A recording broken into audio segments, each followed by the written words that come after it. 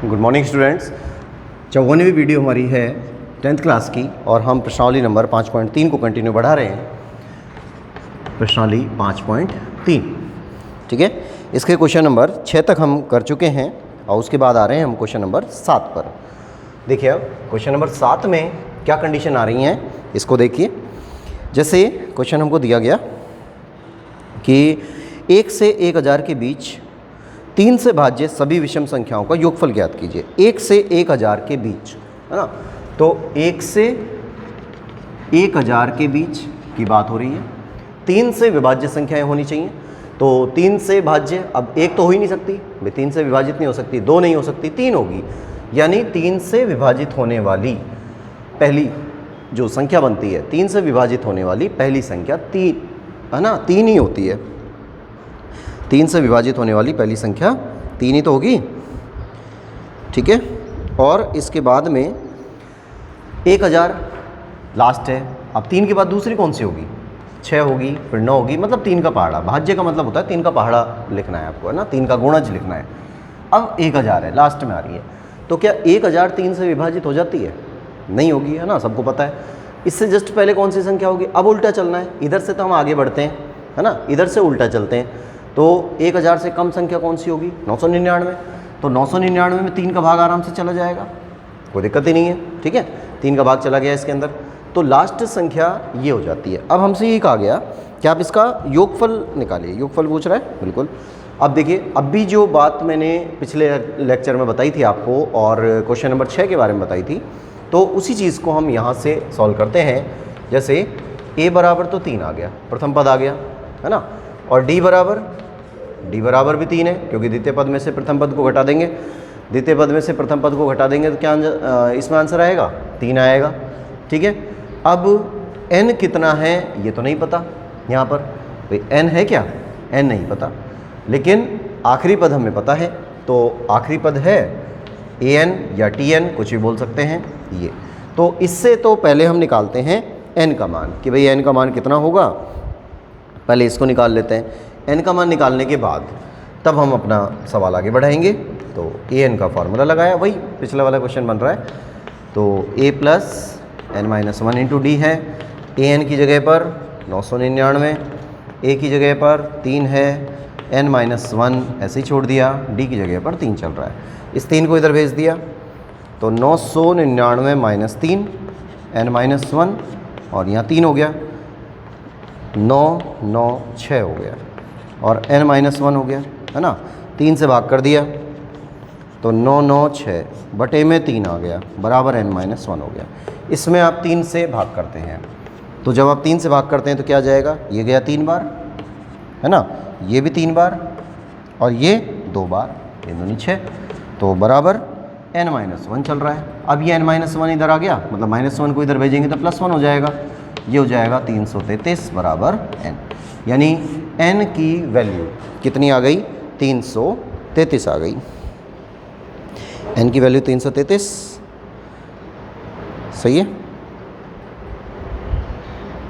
अच्छा हाँ, एक चक्कर हो गया, 3 से भाज्य सभी विषम संख्याएं कह रहा है, सम नहीं कह रहा। ये मिस्टेक हो गई, 3 से भाज्य सभी विषम संख्याएं, तो ये श्रेणी गलत हो गई, ये नहीं होगा, गलत हो गई। सम संख्याएं नहीं चाहिए, विषम चाहिए। देखिए, पहली विषम संख्या 3 हो गई, अगली जो होगी वो 6 होगी, है ना। 3 से विभाजित तो 6 होगी, लेकिन विषम संख्या 6 थोड़ी होगी। विषम संख्या तो क्या होगी? 9 होगी, 9 ही तो आएगी।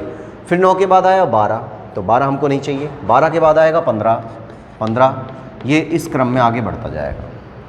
सारी बात समझ में, है ना। थोड़ी सी ये मिस्टेक मुझसे ही हो गई, तो यहाँ आपको ध्यान देना है।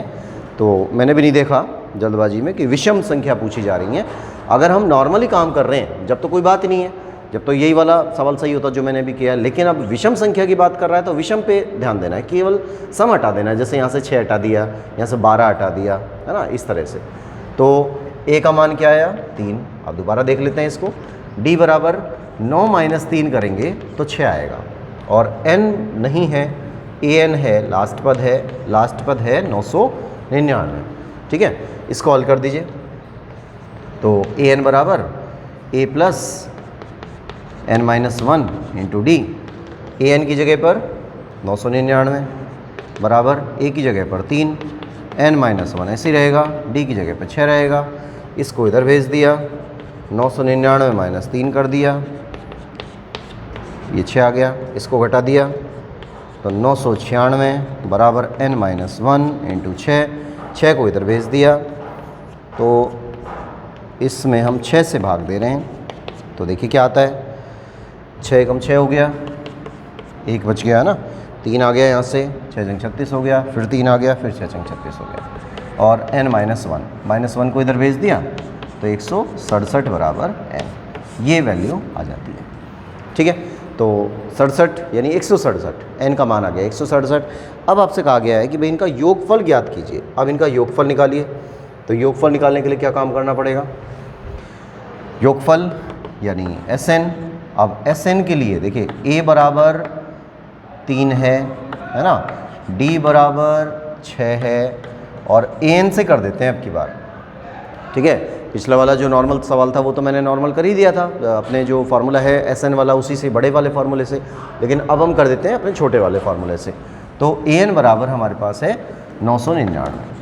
इसका यूज़ करते हुए अब हम फार्मूला लगा देते हैं कि Sn बराबर n/2 a प्लस an। ठीक है, इसको सॉल्व करिए तो n की जगह पर कितना आ रहा है 167, 167 बटे 2 हो गया।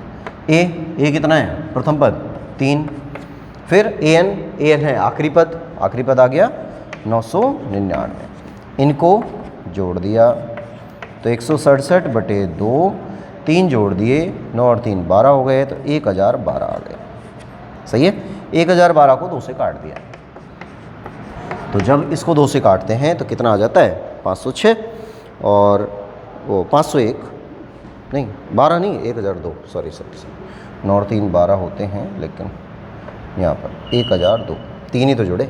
ठीक है, तो 1002 हो गया है ना, 1002 हो गया, 2 से इसको काट दिया तो ये 501 बार और इनका गुणा कर देते हैं 501 बार और इसका गुणा हो जाता है। जब गुणा होता है तो इसका आंसर आ रहा है 83,667। तो 83,667 ये आंसर हमारा हो जाएगा। ठीक है, ये क्वेश्चन नंबर 7 कंप्लीट।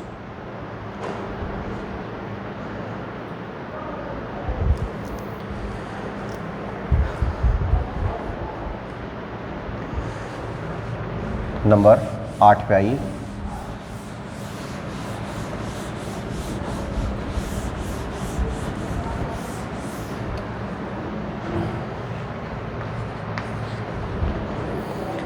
नंबर 8, एक समांतर श्रेणी में प्रथम पद 8 है और nवा पद 33 है, an का मान है 33 तथा पहले n पदों का योगफल इतना है, n तथा सारवंतर ज्ञात कीजिए। ठीक है, तो पहले तो हमें n निकालना है और n निकालने के बाद उसका सारवंतर निकालना है। तो 2 चीज़ें हैं, देखिए थोड़ा सा कठिन तो नहीं बोला जाएगा, क्वेश्चन नॉर्मल है। ठीक है, क्वेश्चन बिल्कुल नॉर्मल है, लेकिन इसकी जो लैंग्वेज है ना थोड़ा सा ये घुमा फिराव वाली लैंग्वेज है। इसको थोड़ा सा पहले सेट करिए कि एक समांतर श्रेणी का प्रथम पद है और प्रथम पद a और इस a का जो मान है वो 8 है, ये 8 हो गया। उसके बाद में nवा पद 33 है तो an बराबर 33 हो गया, ये भी ठीक है। तथा पहले पदों का n पदों का योगफल 123 है, मतलब Sn बराबर 123 हो गया। ठीक है, यहाँ तक का काम एकदम फिनिश। a का मान आ गया, प्रथम पद आ गया, an आ गया, आखिरी पद आ गया, Sn आ गया, 123 आ गया, है ना, यहाँ तक कंप्लीट हो गए। उसके बाद अब आपको निकालना है n का मान और फिर d का मान।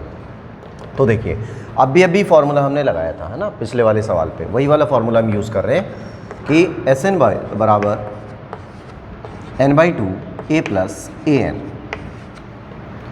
अब Sn का मान कितना है 123, n नहीं है, n को छोड़ दें, a की जगह पर 8 आ गया, an की जगह पर 33 हो गया। सही है, अब इसको हमने यहाँ भेज दिया तो ये हो गया 246, n 8 प्लस 33 कर देंगे तो कितने हो गए 41, है ना। अब 41 से n को भाग दे देते हैं, यानी ये जो 246 है इस 246 में भाग दे देते हैं यहाँ से, तो हमारे पास n की वैल्यू आ जाएगी और n बराबर 246/41। कितनी बार भाग गया? 6 बार जा रहा है ना, 4 से 24 हो गया, तो 6 बार पूरा पूरा भाग गया और n बराबर 6 आ गया, यानी जो पदों की संख्या पूछी जा रही थी वो पदों की संख्या 6 के बराबर है। इसके बाद आ जाते हैं हम, पूछा गया है सार्वंतर। अब सार्वंतर निकालते हैं तो देखिए दोनों तरह से निकल सकता है। अगर हम SN वाला फार्मूला लगाते हैं तब भी सार्वंतर निकल जाएगा, और AN वाला फार्मूला लगाते हैं तब भी सार्वंतर निकल जाएगा, लेकिन जो AN वाला फार्मूला होता है वो ज़्यादा सिंपल होता है, ठीक है, तो हम सिंपल वाला ही फार्मूला लगाते हैं, ज़्यादा उलझते नहीं हैं इसके अंदर। तो AN बराबर A plus n-1 into D है, AN दिया हुआ है 33 बराबर A दिया है 8, n निकाल चुके हैं हम 6 माइनस 1 हो गया, और d नहीं है ना, तो d को छोड़ देते हैं। भाई जो चीज़ नहीं है वो तो अज्ञात है उसको छोड़ दिया, बाकी सबको पक्षांतरण कर दीजिए। 8 इधर आ जाता है तो 33 में से 8 घट गए, यहाँ पर आ गया 5d, है ना। अब 33 में से 8 घटा दिए तो कितने आ जाएंगे? 3 यहाँ से 5 इधर से, तो 25 हो गए, और 5 का भाग लगा दिया तो 25/5 बराबर d, इसको काट दिया, ये आ जाएगा 5 बराबर d, ठीक है, d बराबर 5 हो जाते हैं। ये आंसर हमारा आ जाता है, और ये क्वेश्चन नंबर 8 कंप्लीट। फिर आते हैं क्वेश्चन नंबर 9 पर। तो 9वें क्वेश्चन में देखिए क्या सिस्टम है, बिल्कुल सिंपल कंडीशन है और थोड़ा सा समझने का है, बस लैंग्वेज पर ध्यान ज़रूर रखना है। अगर लैंग्वेज आपको समझ में आ रही है तो बड़े आराम से हम अपना काम कर सकते हैं, और लैंग्वेज में अगर गड़बड़ आ गई तो फिर सारा मामला गड़बड़।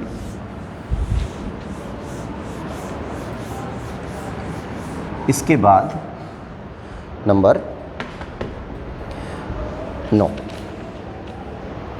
280 रुपये की राशि 4 पुरस्कार देने के लिए रखी गई है।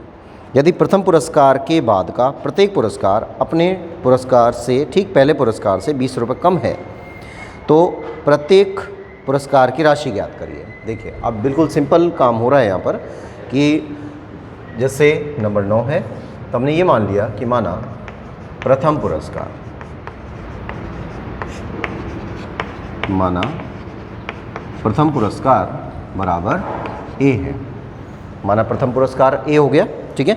अब क्वेश्चन क्या बोल रहा है कि यदि प्रथम पुरस्कार के बाद का प्रत्येक पुरस्कार, प्रथम पुरस्कार ये हो गया, इसके बाद का प्रत्येक पुरस्कार, 4 पुरस्कार देने हैं, इसके बाद का प्रत्येक पुरस्कार अपने पहले के पुरस्कार से 20 रुपये कम हो, यानी पहले वाले को तो हमने A रुपये दे दिए, है ना, कोई पुरस्कार दिया गया उसमें पहले वाले को A रुपये दे दिए, इतने रुपए दिए, अब अगले वाले को इससे 20 कम देंगे, है ना, 20 कम कर देंगे, तो द्वितीय पुरस्कार क्या हो जाएगा? तो यहाँ आ जाता है द्वितीय पुरस्कार हो जाएगा A माइनस 20 रुपये, ठीक है।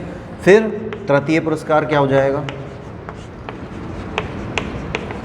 तृतीय पुरस्कार हो गया A माइनस 40 रुपये। फिर चतुर्थ पुरस्कार क्या हुआ? 20 कम कर रहे हैं सब में से, इसमें से भी 20 कम हो जाएंगे, तो A माइनस 60 रुपये हो जाएंगे, ठीक है। तो पहले वाला पुरस्कार A मान लिया, उसमें से 20 कम कर दिए, फिर 20 कम कर दिए, फिर 20 कम कर दिए, हो गया। अब वो ये कहता है भाई जो कुल राशि है ना इनकी सबको, इनाम तो हमने दे दिया, लेकिन इस इनाम की कुल राशि 280 रुपये है। तो यहाँ लिखते हैं प्रश्नानुसार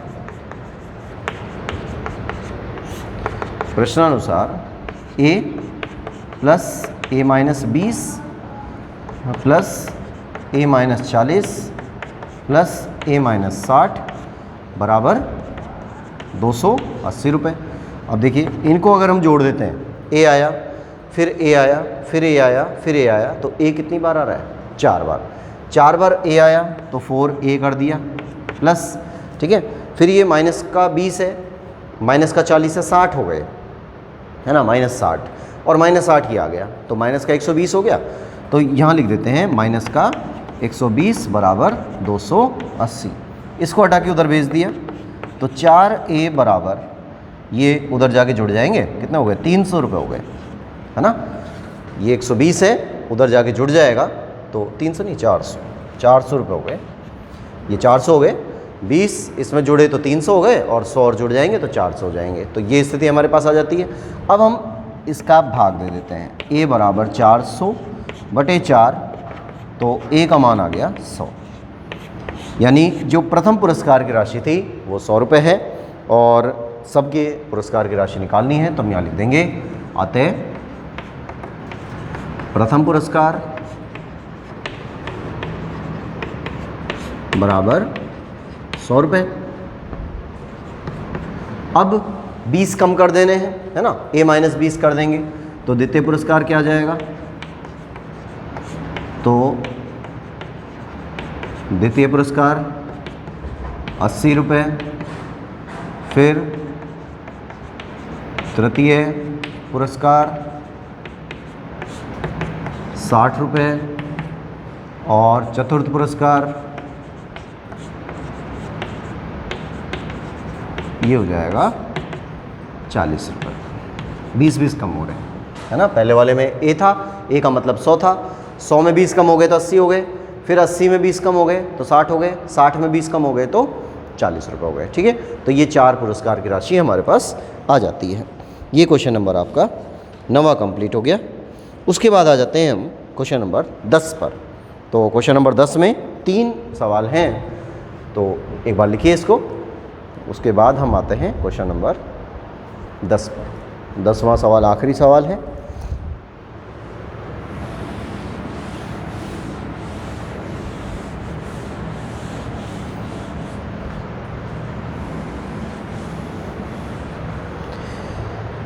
नेक्स्ट है नंबर 10। आप देखिए क्वेश्चन क्या बन रहा है कि एक टेलीविज़न सेटों का निर्माता तीसरे वर्ष 600 टीवी तथा 7वें वर्ष में 700 टीवी का उत्पादन करता है। यानी तीसरे वर्ष में उत्पादन करता है 600 टीवी का और 7वें वर्ष में करता है 700 टीवी का। ये उत्पादन कर दिया उसने। फिर यह मानते हुए कि प्रत्येक वर्ष उत्पादन में एक समान रूप से एक निश्चित संख्या में वृद्धि होती है, तो ज्ञात कीजिए। मतलब निश्चित संख्या में वृद्धि होती है, इसका मतलब जो डी है वो समान है ना, बराबर संख्या में वृद्धि हो रही है। फिर निश्चित संख्या में वृद्धि होती है तो ज्ञात कीजिए प्रथम वर्ष में कितना उत्पादन होगा, मतलब ए का मान निकालना है। अब देखिए उलझा के दिया है क्वेश्चन, लेकिन जो क्वेश्चन है वो वही समांतर श्रेणी में ही जा रहा है। तो पहले हमने मान लिया कि माना प्रथम पद मान लेते हैं, और प्रथम पद है ए और इसका जो सार्वंतर है यानी निश्चित संख्या में जो वृद्धि हो रही है उसको सार्वंतर मान लिया और ये है डी के बराबर। ठीक है, अब हमें ये दिया हुआ है T3, तो T3 का जो मान होगा ये A + 2D बराबर 600, तीसरा पद है ना। तो मानक श्रेणी जब शुरू में हमने इसके बेसिक किए थे तब मैंने आपको सारा बता दिया था ये कि ये तीसरा पद है। तो इसका मीन्स क्या हुआ कि जो मानक श्रेणी के अनुसार होगा, अगर पद तीसरा है तो D का मान उससे 1 कम होता है, तो ये A + 2D हो जाएगा और ये 600 हो जाएगा। ऐसे ही 7 आ रहा है तो A + 6D होगा और ये 700 होगा। ठीक है, अब दोनों समीकरणों को, इसको नंबर 1 मान लेते हैं, इसको नंबर 2 मान लेते हैं और दोनों समीकरणों को घटा दिया जाता है। तो घटाने पर घटा दिया तो ये माइनस ये माइनस ये माइनस, अब ये दोनों कट गए, यहाँ पर आ जाएगा माइनस का 4D बराबर माइनस का 100। ठीक है, माइनस से माइनस कैंसिल हो गया, D बराबर 100 में हम 4 का भाग लगा रहे हैं तो आंसर कितना आ जाएगा 25, तो D का मान आ गया 25। ठीक है, ये D का मान, यानी जो निश्चित संख्या में वृद्धि हो रही है वो कितनी है 25, यानी प्रत्येक वर्ष में 25 टीवी का उत्पादन किया जाता है। ठीक है, एक तो ये आंसर हो गया हमारा। फिर उसके बाद जो पहला क्वेश्चन है वो ये पूछ रहा है कि प्रथम वर्ष में कितना उत्पादन होगा। प्रथम वर्ष का मतलब प्रथम पद, तो प्रथम पद निकालिए। अब इसमें हम पहला आंसर लेने के लिए इस D के मान को समीकरण 1 में रख देते हैं या 2 में रख देते हैं। तो समीकरण 1 में D बराबर 25 रखने पर, D बराबर 25 रखने पर देखिए, अब यहाँ पर A तो ऐसे ही है, 2 × 25 बराबर 600। इसको सॉल्व कर देते हैं तो A + 50 बराबर 600, इसको हटा देते हैं, ये उधर चला गया तो 600 में से 50 माइनस हो जाएंगे और a बराबर 550 हो गया। तो ये आंसर हमारे पास आ जाता है 550, यानी ये जो 550 है ये प्रथम पद का मान है, यानी पहले साल का उत्पादन है, प्रथम वर्ष का उत्पादन है। तो हम इसको लिख देंगे कि पहला आंसर है अतः प्रथम वर्ष में उत्पादन, प्रथम वर्ष में उत्पादन बराबर 550 टीवी। ठीक है, ये पहला आंसर हो गया। अब दूसरा है कि 10वें वर्ष में कितना उत्पादन होगा। तो दूसरे वाले को हल करना है, 10वें वर्ष में उत्पादन निकालना है। तो आपको 10वें वर्ष, इसमें ध्यान रखिएगा थोड़ा सा, कई बार जैसे क्लास में भी जब मैं पढ़ा रहा होता था तो कई बच्चे ये पूछते थे कि सब इसमें SN लग रहा है या AN लग रहा है ना। अधिकतर बच्चों को अगर आप इतना सा हिंट दे दो कि AN का फॉर्मूला लगेगा तो वो फटाफट कर देंगे, या कह दिया कि SN का फॉर्मूला लगेगा तो SN का कर देंगे। लेकिन ये चीज़ आप भी तो पहचाने, पेपर में तो कोई बताने वाला रहेगा नहीं ना कि भाई क्या चीज़ है। सेकंड क्वेश्चन जब हम कर रहे हैं तो हमें कैसे पता चलेगा। तो उसमें आ रहा है वे 10वें वर्ष में, ठीक है, 10वें वर्ष में जब इस प्रकार की लैंग्वेज आती है तो उसमें हमेशा AN का फॉर्मूला लगता है। तो यहाँ पर A का मान देखिए, A का मान है 550, D का मान आ रहा है 25, 10वें की बात कर रहा है यानी n बराबर 10 हो गया। ठीक है, n बराबर 10 हो गया तो 10 का मान रखिए। तो ये AN वाला फॉर्मूला लगेगा, A plus n-1 into D हो गया। A 10 बराबर A की जगह पर 550 प्लस n की जगह पर 10-1, D की जगह पर 25 हो गया। इनको सॉल्व कर देंगे तो इसको मैं यहाँ लिख देता हूँ, A10 बराबर 550, 9 इंटू 25 हो गया तो 550 प्लस 9 गुणा 25। अब 25 में कितने होते हैं, 225 है ना, और 225 में हमने इसको जोड़ दिया तो ये आ जाएगा 775। ठीक है, तो 10वें वर्ष में जो वृद्धि जो उत्पादन होगा वो होगा 775 का। तो ये ठीक है यहाँ तक। इसके बाद में एक तीसरा और पूछा गया, और तीसरा है 7 वर्षों में कुल उत्पादन। अब ये तो क्लियर सी बात है भाई, 7 वर्षों में कुल उत्पादन की बात कर रहा है ना। 7 वर्ष हैं तो n का मान 7। अब ये थोड़ा सा मिटाना पड़ेगा मेरे को, आप इसको पहले लिख लें, इसको लिख लेते हैं, उसके बाद इसको मिटा देते हैं।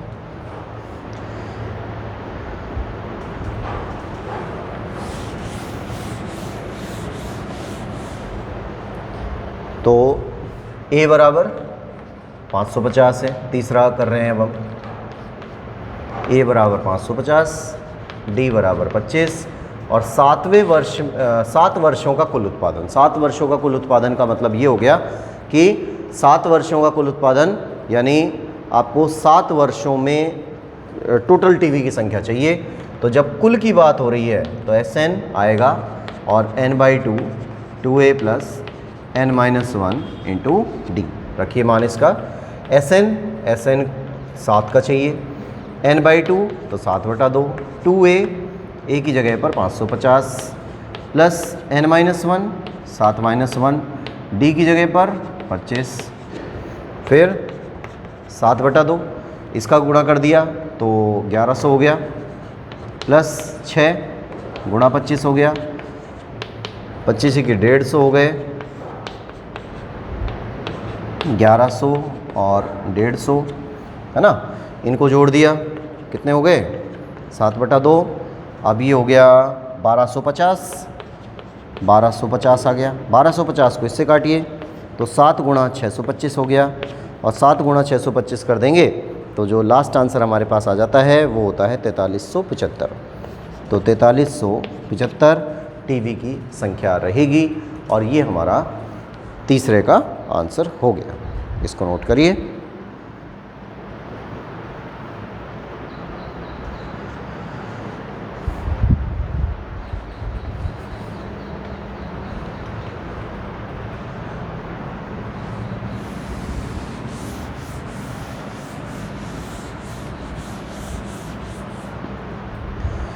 ठीक है, लिख लिया। अब इसके बाद आते हैं हम ये तो प्रश्नावली ख़त्म, 5.3 फिनिश हो गई है। और इसके बाद अब हम आ जाते हैं अपने विविध पर। तो विविध के क्वेश्चन करना शुरू करते हैं कि दो समांतर श्रेणियों का सारवंतर समान है ना। विविध ले लेते हैं अब इसकी, विविध निकालिए। अब देखिए विविध मैंने आपको पहले भी बताया था कि विविध कोई नई प्रश्नावली नहीं होती, विविध केवल एक रिवीजन होता है कि जो भी आपने पढ़ा हुआ है उसको एक रिवाइज करना है हमें कि भाई कितना हमें आया, कितना हमने सीखा, है ना। अगर विविध के क्वेश्चन हम खुद कर पा रहे हैं तो इसका मतलब आप ये समझ लीजिए कि हमने प्रश्नावली को बहुत अच्छी तरह से सीख लिया है और कोई प्रॉब्लम नहीं आएगी। जैसे क्वेश्चन नंबर पहला आया कि दो समांतर श्रेणियों का सारवंतर समान है, उनमें से एक का पहला पद 8 है, दूसरे का 3 है, उनके 30वें पदों के बीच का अंतर ज्ञात कीजिए। अब देखिए थोड़ा सा लॉजिकल क्वेश्चन बनता है ये कि कोई दो श्रेणियां हैं अलग अलग और दोनों के सारवंतर समान हैं। पहले का प्रथम पद, पहला पद 8 है, इसका तो पहला पद 8 हो गया और इसका पहला पद 3 हो गया। दो श्रेणियां हमने अलग अलग मान ली, ठीक है, और सारवंतर समान है। यानी यहाँ पर जब हम A1 लेते हैं जब तो 8 आ जाता है, D लेते हैं, D की जगह D ले रहे हैं, सारवंतर D ले लिया। यहाँ पर इसको ले लेते हैं A2, है ना, और यहाँ पर भी D आ रहा है। अलग अलग थोड़ा सा लॉजिकल है, वैसे डिटेल इसी टाइप से करेंगे आप इसके। उसके बाद ये कहता है कि उनके 30वें पदों के बीच का अंतर बताइए। 30वां पद के बीच का अंतर चाहिए, तो इसका भी 30वां पद ज्ञात कीजिए। जैसे हमने मान लीजिए 30, सीधा ही कर लेते हैं हम इसको कि हमने 30वां पद ज्ञात किया इसका, है ना। इसका जब 30वां पद निकालते हैं तो जो सूत्र बनता है वो पहले तो है an लगाइए, an बराबर a plus n-1 into D होता है। अब 30वां पद निकालेंगे तो 8 प्लस 29 माइनस 1, क्योंकि n का मान 30 दे रहा है, तो 30 माइनस 1 और d हो गया, तो 30 हो गया 8 प्लस 29 d, ठीक है। फिर सेम यही प्रोसेस इसके साथ भी करना है। ये सही जो इसका प्रोसेस है वो भी यही है, बिल्कुल सेम यही सिस्टम कि भाई n बराबर 30 आ रहा है और n बराबर 30 से इसको आपको हल करना है। तो an बराबर a plus n-1 into D रखिए मान इसमें।